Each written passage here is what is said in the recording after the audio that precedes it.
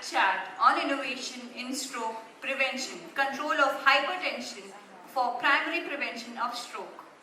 This session focuses on leveraging digital technology to address critical underlying factors such as hypertension for effective stroke prevention. Before we dive deep into the discussion, let's take a moment to understand the magnitude of the issue. Hypertension, often called the silent killer, is the leading risk factor for strokes globally. According to World Health Organization, approximately 1.28 billion adults aged 30 to 79 worldwide have hypertension, with only about 1 in 5 having it under control. In India alone, nearly 30% of the adult population is affected by hypertension, contributing significantly to the rising burden of stroke. These alarming statistics emphasize the urgency of innovative approaches to tackle these health challenges. Now, to shed light on how digital tool and technology can revolutionize the hypertension management and stroke prevention, let's welcome our esteemed speakers for the fireside chat. I would like to welcome Dr. P. Ganesh Kumar, MD, Scientist E and Head Division of Non-Communicable Disease, ICMR National Institute of Epidemiology, Government of India. Let's welcome him with a round of applause. Dr. P. N. Ranjan, Senior Consultant Neurologist at Institute of Neuroscience, Indraprastha Apollo Hospital, past President of Delhi Neurological Association, Executive Committee Member, European Stroke Conference 2016 to 2018. And our moderator, Dr. Deepak Yadav, Consultant and Assistant Professor of Neurology at Amrita Hospital, Faridabad.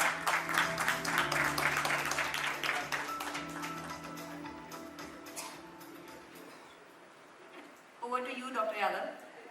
Thank you, ma'am.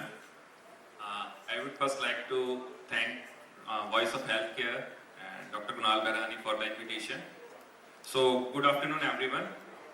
It's my privilege to welcome you all to today's fireside chat on an extremely critical topic, which is innovation in stroke prevention, control of hypertension for primary prevention of stroke. As we all know, stroke remains one of the leading causes of mortality and disability worldwide, and addressing its preventable risk factor through innovation is a pressing need. So today we will explore how digital tools and technology can bring revolution to the prevention landscape by targeting hypertension, diabetes and lifestyle habits, key contributor to stroke risk. So I am honored to introduce our distinguished speakers whose expertise will surely enrich this discussion, Dr. P. Ganesh Kumar sir and Dr. Professor P. N. Ranjan sir. So please join us and dive into this critical conversation. We are privileged to learn from their insight and experience. Sir, as we all know, hypertension is a major risk factor for stroke. So from your research at ICMR, what innovative strategies are being explored to manage this risk factor? Thank you, Dr. Deepak. And good morning, everyone.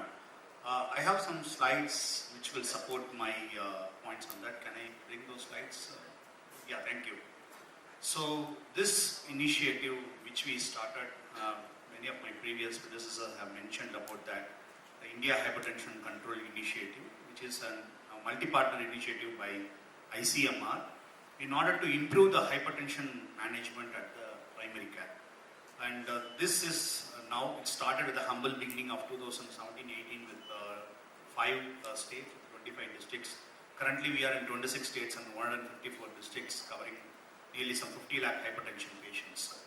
We got some really great insights on this, how to improve the primary care management of hypertension. And next slide will tell you our core important strategies is that we need to have, rather than a guideline, we need to have a protocol-based management at the primary care. And we need, most important issue we found is that uninterrupted supply of drugs. So drugs, as we think, is not that much readily accessible to the general public, especially who are seeking healthcare at the public sector. And we need to have a team-based care. One of the important observation which I found in the morning discussion is about task sharing. Should we need to have a neurologist everywhere? The same way, in reality in the field, we don't see a doctor everywhere when the patient is being followed up, especially with hypertension. So a kind of task shifting and task sharing is what we need to get adopted, because hypertension has a primary care disease. The important learning what we found is that we achieved in our nearly 50 lakh hypertension patients overall, 45% of them were brought under the control, and one of the best state is found that nearly 61% is the best control among those treated and prevented. The next slide will tell you, this is the protocol which we have adopted. It's a simple 3 drugs, amlodipine, telmisartan and chlorthalidone. It's a stepwise approach. And one of our important research finding on 4 important key states on observing nearly some 10 lakh hypertension patients, we found that 70% of the hypertension patients brought under control by just one drug, amlodipine 5 mg. And some of the states with their public procurement, the cost of one amlodipine 5 mg tablet is 9 paisa. So that's the cheapest when we do as a kind of large level procurement. Okay. And what you see is we monitor the control over a period of time, and we found that there was a steady increase in terms of the control rate. The denominator is those people who are under observation, under treatment, and the numerator is that whose blood pressure is less than 140 and less than 90 millimeters of mercury.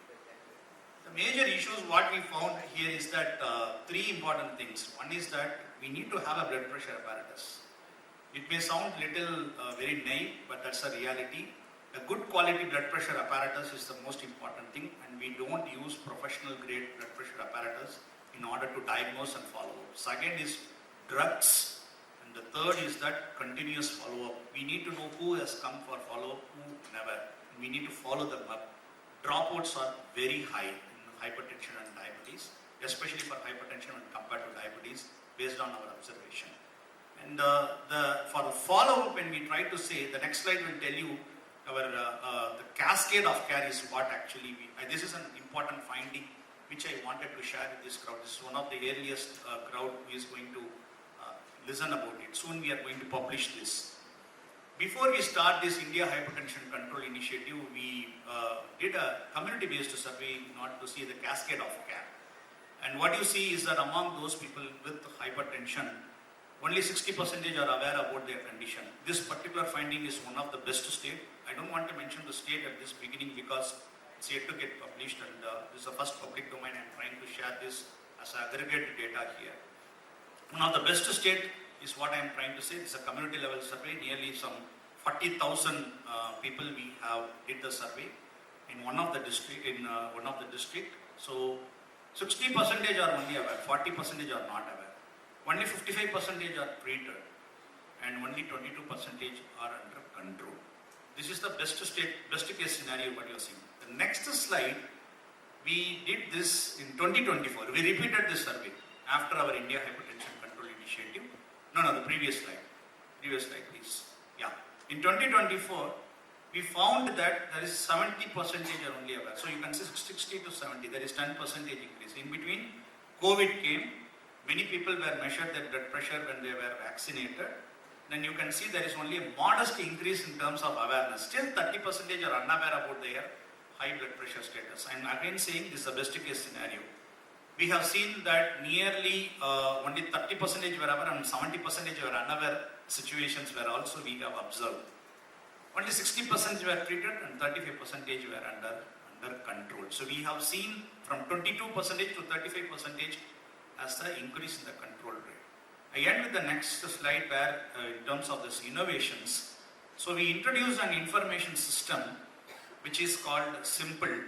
The name itself called Simple, and it's for continuous follow-up of hypertension and diabetes patients. And this is kind of a system what we say called cohort monitoring. They are cohort of group of people who needs regular monitoring over a period of time. And whenever we deploy a hypertension control management app at the ground level, You can't bet on internet, and that's why we followed on 4 important principles in developing this particular application. It's also a multi-partner initiative, this app, with the technical support of Resolve to Save Lives we developed. So it runs on offline, minimal data to be monitored, very few key indicators, and very fast and easy to use. These are the 4 important rules that we have adopted in having a simple app. Based on our lessons from UPI, we adopted QR code based monitoring. The next slide will show you that we published this, our learn in Sage Digital Health, and we recently received an award from Government of India about this particular innovation on government initiatives from DRPG, National E-Governance Award, that how a simple app can be able to scale up this entire hypertension control program across India. I'll stop here. Thank you. Have a good round of applause. Thank you, sir. Thank you for addressing the protocol-based management of hypertension and a digital tool simple to us. Thank you, sir. So my next question is Professor Ranjan Kumar, P.N. Ranjan, sir. Sir, with your past experience at Indraprastha Apollo Hospital, how has the patient footprint evolved over the years in terms of stroke cases? And what patterns or trends do you observe in patients seeking preventive care versus those coming in with acute stroke symptoms, sir? Thank you very much. Good morning, everybody. Thank you very much. Good morning, everybody. At the very onset, I'm really honored and pleased to be here today. And my thanks to my friend Dr. Kunal and the Voice of Healthcare for asking me to be here because stroke is very dear to me. I've dedicated about 35 to 40 years only on stroke treatment. How I will start my discussion would be that there are risk factors of stroke which are modifiable, which are non-modifiable. And hypertension is the most important modifiable risk factor for stroke.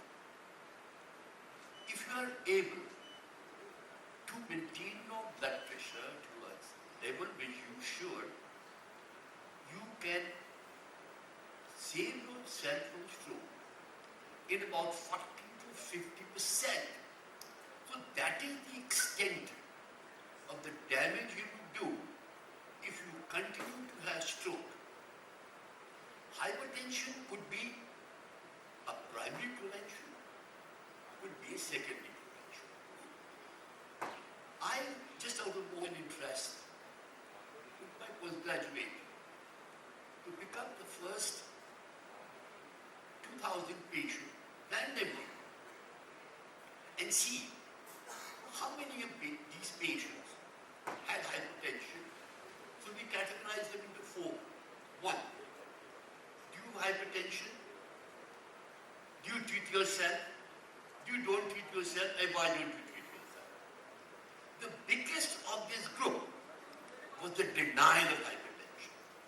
So it won't be surprised when the stroke patient lands up in a hospital, any hospital. Do you have hypertension? The answer to that question is no. Because he doesn't want to accept the fact that he has hypertension. Now, as very rightly mentioned by my speaker, that anti-hypertensive treatment is expensive. It may not be always essential for primary, secondary prevention stroke patients to put them on expensive anti-hypertensive drugs. Starting from low intake of salt to regular exercise and modulation of lifestyle itself could lead to a significant control of your hypertension. But when we talk about primary prevention, the question which we are asked, and questions all of us who are neurologists or physicians are asked, then what is normal blood pressure? And what should I do about it? Again, a very big misnomer. If a patient at the age of 50, 55 is carrying a blood pressure of 140 by 90, we say this is a normal blood pressure. Please remember that 10% in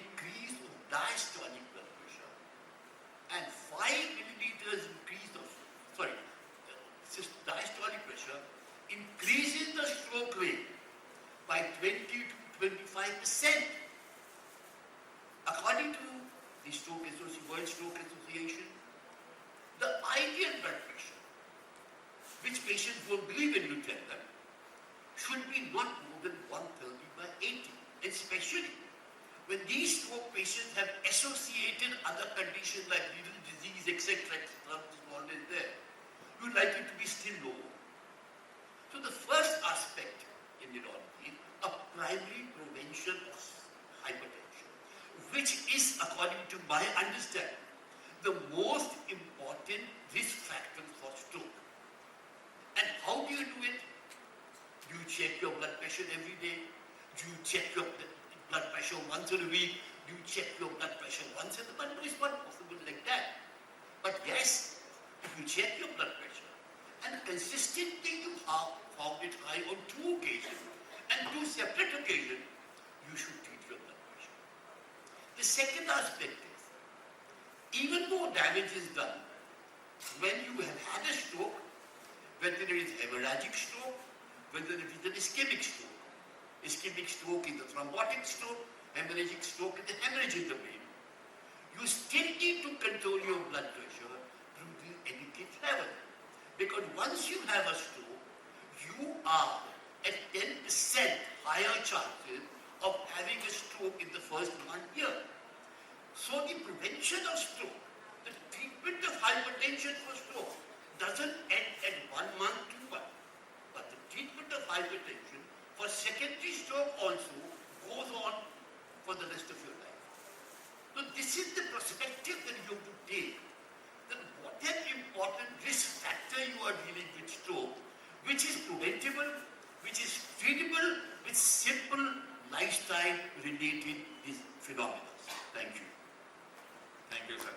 And changing trend towards this hypertension management.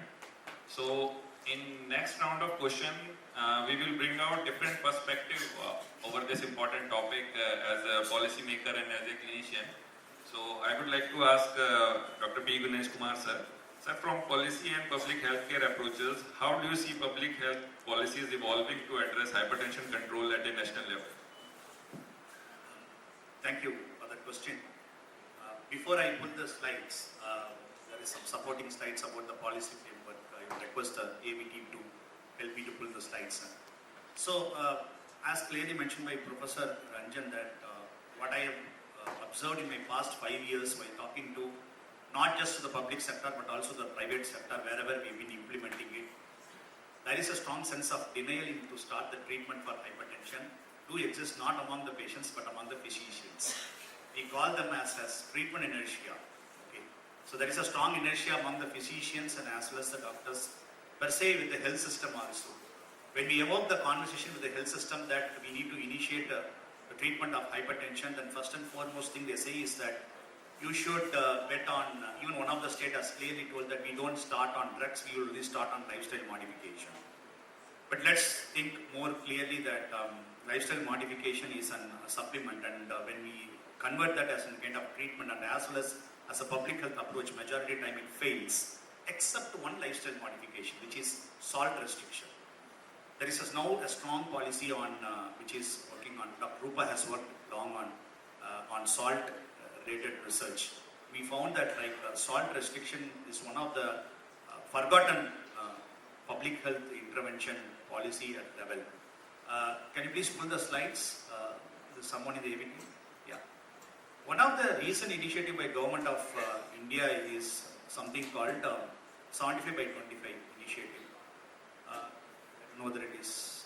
Because 75 by 25 initiative is by 2025 we need to start 75 million patients with hypertension and diabetes. In order to do that, basically, that's next slide please. Basically, what actually this particular initiative by government of India is to address the cascade of care. In the previous slides, in my data, when I mentioned the cascade of care, we call as aware, treatment, control. This is called the cascade.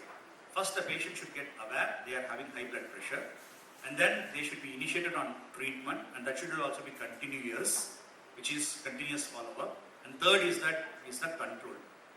The aware part, we need to scale up the screening. I really like the idea what Dr. Arvind has mentioned is that since hypertension is now we are seeing getting accelerated at the younger age, like in adolescent period, for all the school students or for college admission, put in one important, just one column that measure their blood pressure and put the blood pressure. We call this particular initiative as Know Your Number. And Professor Jairaj also asked that how many of us have really measured our blood pressure is questionable. The unaware of our own blood pressure, knowing the number is the first part of that. One at the college, and second is that opportunistic screening is one thing we often say that a patient may be consulted for any other condition.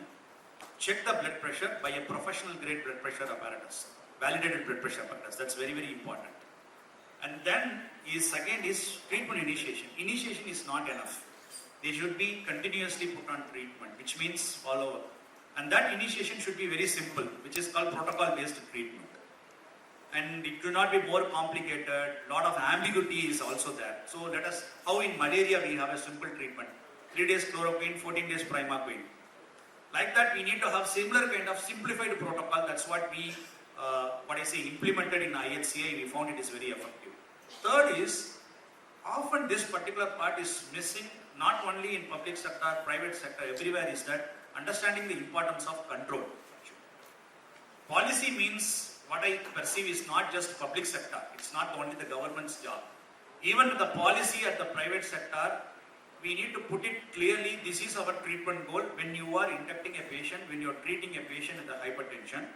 And as well as a kind of like a movement, we need to achieve this much amount of a population with a blood pressure of less than 140 and less than 90 millimeters of mercury. Very pessimistic level, very idealistic level I am trying to mention. Professor Ranjan has clearly mentioned even we need to achieve less than 130/80. I totally agree with that. But apparently, sir, like even to get achieved less than 140 and less than 90 millimeters of mercury is very difficult. And I agree that 10 millimeters of reduction of systolic blood pressure is going to reduce half of the vascular morbidity and the mortality, which includes stroke and heart attack. Plea to this crowd is that please spread this message of importance of control. Control is one word we should talk about it again and again, not just treatment. So that's why even in government documents and as well as policies, this is often being missed, and as well as we talk is about improving the control of hypertension, which is less than 140 and less than 90 millimeters of this particular number we need to spread and put it in bold everywhere in our clinic so that we should achieve that. And the knowledge of this control is very poor. In our hypertension control initiative, when we initiated the training of the doctors, medical officers, nurses, we found that the ideal blood pressure in order to say the treatment goal for hypertension is missed and it is not known among the doctors. This is the truth I wanted to share. Thanks for the question, Dr. Deepak. Thank you, sir. Thank you, sir, for implementing all these policies for this hypertension control. So, as we are running out of time, so my next question to Professor P. Ranjan, sir. Sir, from a clinical perspective, what are the most effective strategies for managing hypertension in patients at risk for stroke, according to you, sir? I think the most important thing is, I'd like to just add one more thing. That whether we talk about primary prevention or whether we talk about secondary prevention, please don't forget one thing. A persistent rise of blood pressure is also associated with cognitive function disturbances. So hence, one has to be aware and one has to convince the patients, one has to, as he rightly said, convince the physician. It is very difficult to convince the physician that 140/90 blood pressure is not a blood pressure which any neurologist or a cardiologist wants. The second aspect is that in a country like ours, there are a lot of advances occurring in stroke. We have thrombolytic therapy, we have angioplasties, we have endarterectomy. But I think, what is the percentage of people, because these are expensive methods, cost a lot of money, what are the extent of people who are able to afford this kind of treatment? As somebody very rightly said, the urban-rural divide. 65 to 70% of India lives in rural India. So it boils down to saying that what we require is stroke awareness programs. Awareness from place to place, to doctors, to people, to schools, to children, to tell them what we mean by awareness. I'm so happy to say in this gathering that I have recently started a stroke panchayat, and we have already done 2 stroke panchayats. I think it's the first time anybody in the country has done it. We went to a rural area, 50 kilometers off Faridabad, and we had about 250 patients there. And we really talked to them, not sitting on the dais, but we really talked to them like a panchayat, sat down around with them and interacted with them. And what an experience it was. What an experience it was to really spread that yes, they had no knowledge about what we are talking about. What we are talking about, traumatizing, indirectly, what we are talking about is basic things to prevent stroke. And as I would say, the 2 basic things to prevent stroke is 1, check your blood pressure. 2, I very strongly feel moderation of lifestyle plays a very important role. Simple diet restriction, as very rightly said by my co-speaker, cut down on your intake of salt, increase your physical activity. You may not even require an antihypertensive drug. So the crux of the problem for us in this country for prevention of stroke is prevention of hypertension. And prevention of hypertension, to my mind, is moderation of lifestyle. Thank you, sir. Thank you, sir, for addressing this thing that we need stroke awareness programs like Stroke Panchayat, Mission Brain Attack to spread awareness for this hypertension prevention or diabetes prevention. As far as treatment part is important, but the prevention part is also very important. And by mean of these stroke awareness program, we can do a lot. Thank you, sir. So yes, sir. Sir, I have a question. Can we have a mic?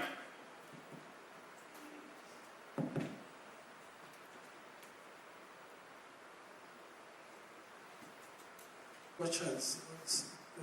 That anybody who is having the blood pressure, the amlodipine medicine is given 5 mg, as you said very correctly.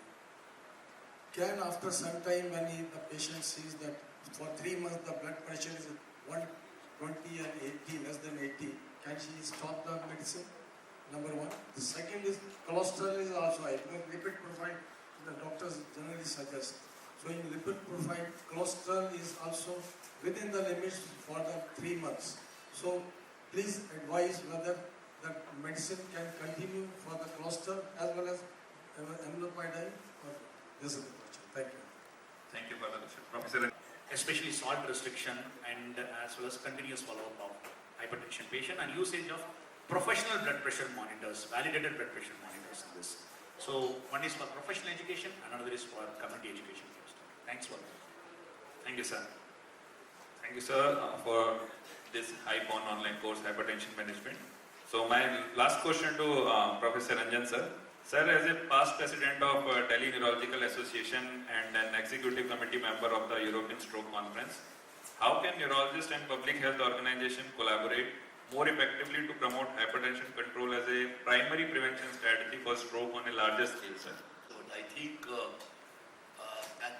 when I was the president of the Delhi Neurological Association, we did try to collaborate with all the hospitals in Delhi to come out and make out a flow chart sort of a thing that how we can better manage diabetes. And at the level, I'm a very active member of the European Stroke Association, and I'm also on their panel for neuro rehab. And there we have been able to do a significant amount of innovations in acute stroke care and neuro rehabilitation. Thank you, sir. So I would like to thank my both eminent speakers for today's discussion, which emphasized how technology can bridge gaps in stroke prevention from remote BP monitoring to AI-driven apps for hypertension control and diabetes care. But however, equitable access and education and policy alignment are essential to maximize their potential. So, thank you, sir. Thank you.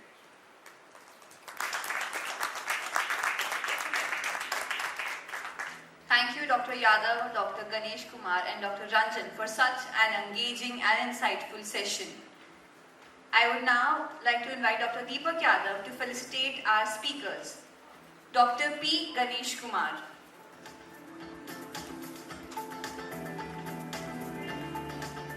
Let's not stop clapping. Dr. P. N. Ranjan.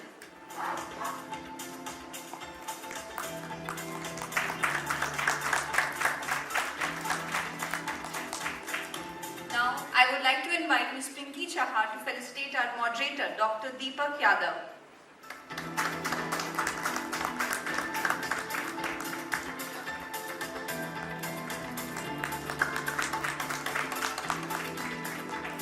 Now, let's have a group picture with our fireside chat panelists to capture this wonderful moment.